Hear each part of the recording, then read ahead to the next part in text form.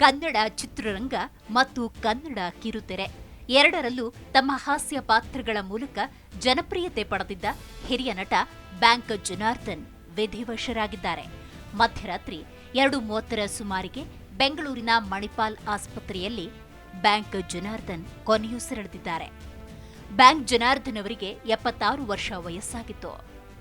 ಹಲವು ದಿನಗಳಿಂದ ಬ್ಯಾಂಕ್ ಜನಾರ್ದನ್ ಅನಾರೋಗ್ಯದಿಂದ ಬಳಲ್ತಾ ಇದ್ರು. 3 ಬಾರಿ ಅವರಿಗೆ ಹೃದಯಾಘಾತ ಸಂಭವಿಸಿತ್ತು. ಚಿಕಿತ್ಸೆಗಾಗಿ ಅವರನ್ನ ಮಣಿಪಾಲ್ ಆಸ್ಪತ್ರೆಗೆ ದಾಖಲಿಸಲಾಗಿತ್ತು.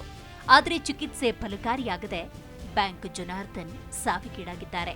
ನಟ ಬ್ಯಾಂಕ್ ಜನಾರ್ದನ್ ಮೂಲತಃ ಚಿತ್ರದುರ್ಗದವರು.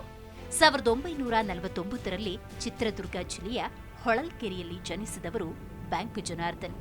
ಶಾಲಾ ಶಿಕ್ಷಣವನ್ನ ಹುಟ್ಟೂರಲ್ಲೇ ಪಡೆದ ಜನಾರ್ದನ್ ಆನಂತರ ಬ್ಯಾಂಕ್ನಲ್ಲಿ ಕೆಲಸ ಆರಂಭಿಸಿದರು. ಶಾಲಾ ಕಾಲೇಜಿನಲ್ಲಿ ಓದ್ತಾ ಇದ್ದ ದಿನಗಳಲ್ಲೇ ಜನಾರ್ದನ್ ಅವರಿಗೆ ನಾಟಕದ ಗೀಳು ಅಂಟಿತ್ತು.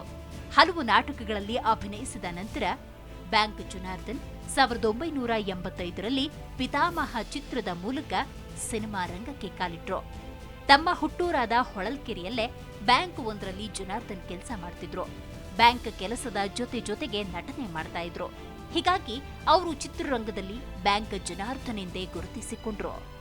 ಪಿತಾಮಹ ಚಿತ್ರದಿಂದ ಬ್ಯಾಂಕ್ ಜನಾರ್ದನ್ ಸಿನಿ ಪಯಣ ಶುರುವಾಯಿತು.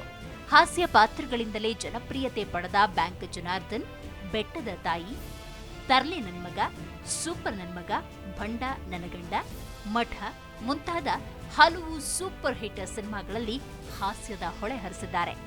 860 ಸಿನಿಮಾಗಳಲ್ಲಿ ಬ್ಯಾಂಕ್ ಜನಾರ್ದನ್ ನಟಿಸಿದ್ದಾರೆ. 2023ರಲ್ಲಿ ತೆರೆ ಕಂಡ ಒಂಡೇನಾಮ ಬ್ಯಾಂಕ್ ಜನಾರ್ದನ್ ನಟಿಸಿದ ಕೊನೆ ಸಿನಿಮಾ.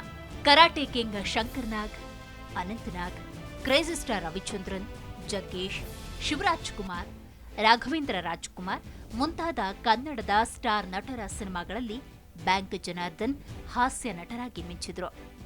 ಬೆಳ್ಳಿತೆರೆ ಮೇಲೆ ನಗುವಿನ ಇಂಜೆಕ್ಷನ್ ಕೊಡ್ತಾ ಇದ್ದ ಬ್ಯಾಂಕ್ ಜನಾರ್ದನ್ ಕಿರುತೆರೆ ಮೂಲಕವೂ ವೀಕ್ಷಕರಿಗೆ ಕಾಮಿಡಿ ಕಚ್ಚಗುಳಿ ನೀಡಿದ್ರು.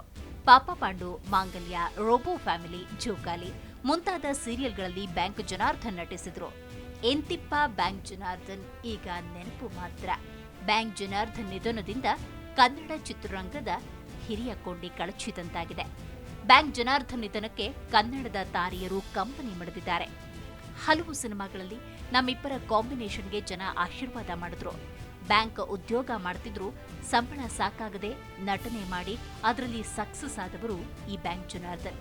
ಒಮ್ಮೆ ಆದಿಚುಂಚನಗಿರಿ ಶಾಲೆಯ ಕಾರ್ಯಕ್ರಮಕ್ಕೆ ಹೋದಾಗ ನನ್ನ ಕಣ್ಮುಂದೆಯೇ ಅವರಿಗೆ ಹೃದಯಾಘಾತವಾಗೋಯ್ತು. ಕೂಡಲೇ ಅವರನ್ನ ಆಸ್ಪತ್ರೆಗೆ ಕರೆದುಕೊಂಡು ಹೋಗಿ ಅಡ್ಮಿಟ್ ಮಾಡಿದ್ವಿ.